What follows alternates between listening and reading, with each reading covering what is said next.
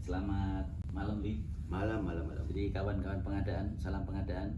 Salam. Jadi kali ini kita akan membahas apa sih pengaruhnya pemberlakuan TKDN ini terhadap mekanisme evaluasi wajaran harga kita, karena kita tahu semua bahwa penawaran yang di bawah 80% masih banyak. Untuk lebih jelasnya kita coba pendapat Bli Heriana seperti apa. Jadi nanti gimana Bli kira-kira Bli terkait dengan pemberlakuan TKDN dengan TKH ini Bli? Iya, dampaknya itu kan ini merupakan juga kebijakan dari Bapak Presiden ya, di mana mengutamakan produk dalam negeri, bagaimana kita mencintai produk dalam negeri. Nah, inilah dituangkan di dalam pengadaan barang jasa.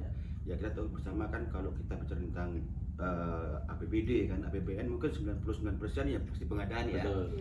Jadi artinya jangan sampai pengadaan ini kesan kita memilih barang impor, sehingga dampak-dampak di proses pemilihan ini dimulai dari perencanaan, persiapan, akhirnya sampai proses pemilihan pun dampak ini akan menjadi kewajiban untuk pengadaan barang jasa itu di kita. Kalau di sisi Pokja nih, evaluasi kewajaran harga nih seperti yang disampaikan Pak Mudi kan, pengaruhnya apa sih terhadap penawaran di bawah 80% HPS? Proses evaluasi kewajaran harganya itu gimana? Ya, jadi ini menarik juga pertanyaannya Ibu ya. Sementara kan waktu sebelum viral-viralnya TKDN ini ya, jadi seolah-olah banyak sekali penyedia itu peserta ya, itu menawar di bawah 20% dengan hanya atau mungkin sama lihatnya tidak pernah membaca spesifikasi ya, atau kita kenal metode pelaksanaan ya. Sehingga pada saat adanya EKH, Pokja Pemilihan hanya mempertanyakan legalitas dari apakah didukung, setelah didukung yang nggak bicara apa-apa lagi, ya terima gitu aja kan. Tapi untuk sekarang tidak, karena ini kan spek ini sudah disusun dari saat perancangan ya, sudah mengacu ke TKDN dulu ya, ini diutamakan masalahnya. Karena harganya pun berbeda kan, sehingga pada saat mengejar ya apakah harga yang ditawarkan oleh peserta ini masih wajar atau tidak, itu pembuktian harga terhadap spesifikasi yang ditawarkan. Sehingga spesifikasi yang akan kita kejar adalah spesifikasi yang tentunya ber-TKDN. Ya, terus ini Bli, ini kan mungkin kawan-kawan pengadaan juga lagi banyak pertanyaannya. Kira-kira oh iya pengadaan yang ber-TKDN, barang yang ber-TKDN itu ternyata lebih mahal. Itu gimana Bli kira-kira? Iya, karena apa? Inilah kenapa sih pelaku usaha atau perusahaan mensertifikasi kan produknya, karena ini adalah agar produknya itu juga dibeli oleh pengguna ya, yang menggunakan anggaran APBD APBN ya, sehingga apa? Sehingga mensertifikasi itu kan bayar, nggak mungkin nggak bayar ya. Jadi ada nilai tambahnya ya, tambah ya gitu. Daripada pada saat dia sudah ber-TKDN, penyedia-penyedia yang kontraktor itu membeli di luar TKDN, itu kan buat apa dia mengurus atau mensertifikasi produknya kan begitu ini. Oke.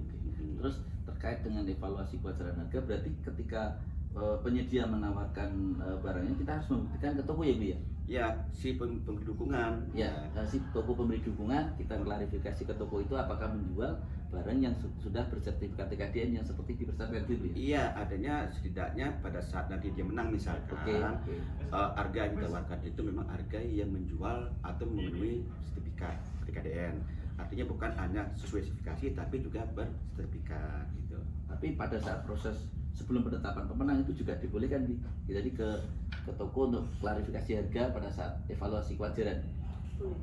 Artinya pada saat pemenang? Iya, sebelum penetapan pemenang. Waktu evaluasi kewajaran. Klarifikasi terhadap toko tersebut itu datang gitu, boleh. Oh bisa, karena kan memang namanya klarifikasi punya harga itu kan meyakinkan, bukan meyakinkan dari kertas yang dibawakan oleh peserta yang saja kan itu sekedar saja ya. Kita hanya membuktikan benar tidak dia didukung oleh toko yang ada dalam surat dukungan, termasuk apakah dalam dukungan harga tersebut juga mencerminkan bahwa spesifikasi yang didukung adalah spesifikasi yang tersertifikasi. Jangan sampai menjual spesifikasi yang non TKDN misalkan ini.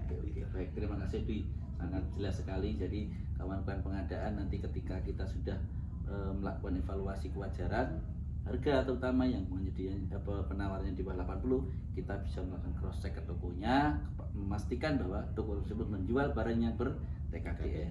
Terima kasih, salam pengadaan, salam ber-TKDN.